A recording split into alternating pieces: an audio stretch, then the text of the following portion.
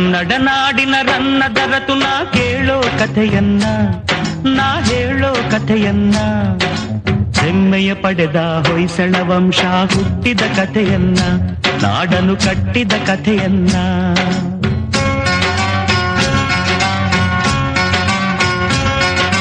ಕನ್ನಡ ನಾಡಿನ ರನ್ನ ದರತು ನಾ ಕೇಳೋ ಕಥೆಯನ್ನ, ನಾ ಹೇಳೋ ಕಥೆಯನ್ನ, ಹೆಮ್ಮೆಯ ಪಡೆದ ಹೊಯ್ಸಳ ವಂಶ ಹುಟ್ಟಿದ ಕಥೆಯನ್ನ, ನಾಡನು ಕಟ್ಟಿದ ಕಥೆಯನ್ನ.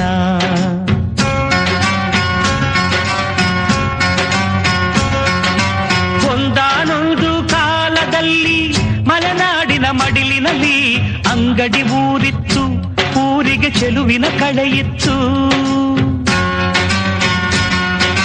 ಬೆಟ್ಟ ಗುಡ್ಡ ಸಾಲಿನಲ್ಲಿ ಹಸಿರಾಗಿರುವ ಬೀಡಿನಲ್ಲಿ ವನಸಿರಿ ಮೆರೆದಿತ್ತು, ಅಲ್ಲಿ ಶಾಂತಿಯು ನೆಲೆಸಿತ್ತು. ಪ್ರಕೃತಿಯೇ ಹೆಣ್ಣಾಗಿ ಮನುಜಗೆ ಕಣ್ಣಾಗಿ, ಧರ್ಮವೇ ಮನೆಯಾಗಿ ಮೌನವೇ ಮಾತಾಗಿ, ಅಕ್ಕರೆ ತುಂಬಿದ ಅಂಗಡಿ ಗ್ರಾಮದಿ ಆಶ್ರಮ ಹೊಂದಿತ್ತು, ಅದರೊಡು ಗುರುಕುಲ ನಡೆದಿತ್ತು.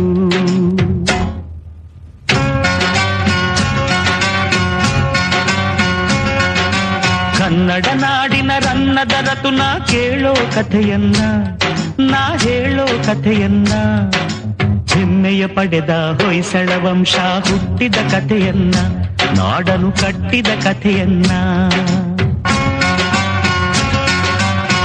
ವೃಕ್ಷರಾಶಿ ನೆರಳಿನಲ್ಲಿ ಸುದತ್ತಾಚಾರ್ಯರ ಸಂಚನ ಸಾಗಿತ್ತು, ಧರ್ಮದ ಪ್ರವಚನ ಸಾಗಿತ್ತು.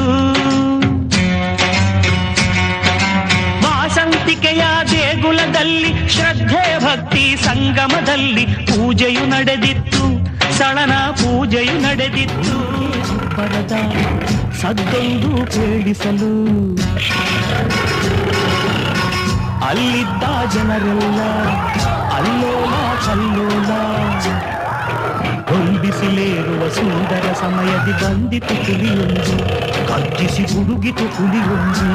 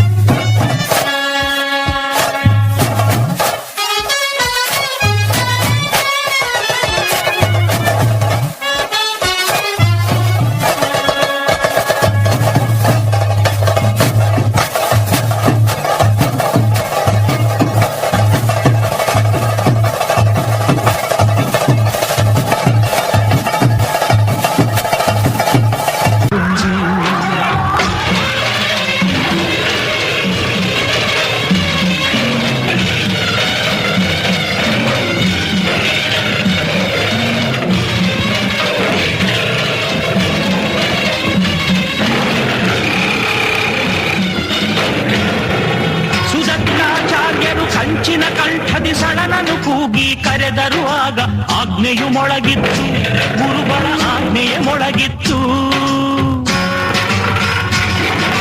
ವೀರಾವೇಶದ ಶೌರ್ಯದಲ್ಲಿ ಶಿಷ್ಯನು ಸೆಣಸಿದ ರೋಷದಲ್ಲಿ ಹುಲಿಯದು ಕೆರಳಿತ್ತು, ಹಸಿದಿಹ ಹುಲಿಯದು ಕೆರಳಿತ್ತು.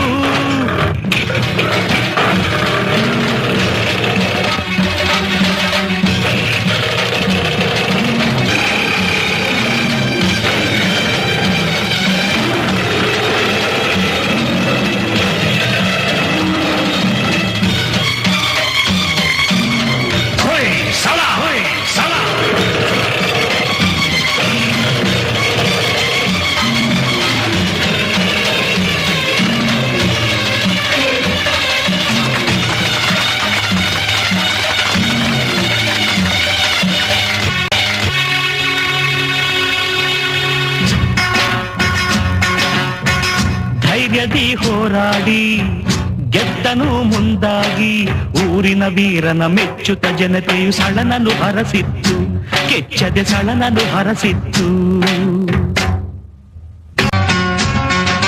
ಕನ್ನಡ ನಾಡಿನ ರನ್ನದ ರತುನ ಕೇಳೋ ಕಥೆಯನ್ನ, ನಾ ಹೇಳೋ ಕಥೆಯನ್ನ, ಹೆಮ್ಮೆಯ ಪಡೆದ ಹೊಯ್ಸಳ ವಂಶ ಹುಟ್ಟಿದ ಕಥೆಯನ್ನ, ನಾಡನು ಕಟ್ಟಿದ ಕಥೆಯನ್ನ.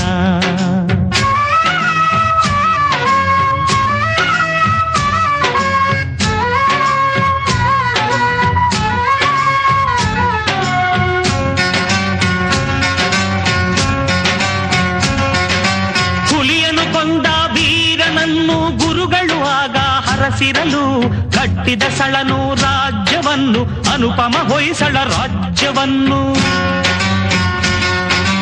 ಹುಲಿಯನು ಕೊಲ್ಲುವ ಲಾಂಛನ ಹಿಡಿದು ಗದ್ದುಗೆ ಏರಿ ಆಳ್ವಿಕೆ ಮೆರೆದು ಚರಿತ್ರೆ ಮೊದಲಾಯ್ತು, ಹೊಯ್ಸಳ ಚರಿತ್ರೆ ಮೊದಲಾಯ್ತು. ಸಾಹಿತ್ಯ ತೇರಾಗಿ ಶಿಲ್ಪಕಲೆ ನೂರಾಗಿ,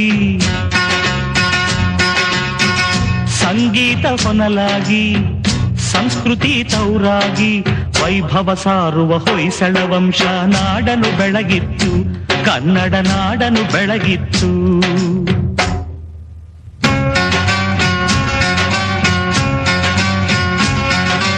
ಕನ್ನಡ ನಾಡಿನ ರನ್ನದ ರತುನ ಕೇಳೋ ಕಥೆಯನ್ನ, ನಾ ಹೇಳೋ ಕಥೆಯನ್ನ, ಪಡೆದ ಹೊಯ್ಸಳ ವಂಶ ಹುಟ್ಟಿದ ಕಥೆಯನ್ನ, ನಾಡನು ಕಟ್ಟಿದ ಕಥೆಯನ್ನ.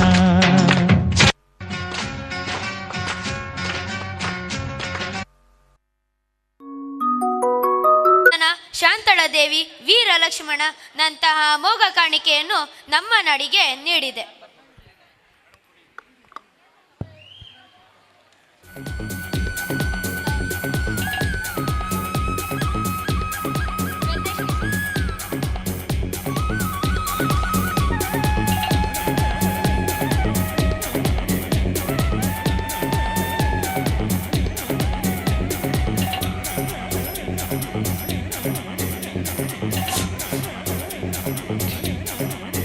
The next upcoming program is prize distribution.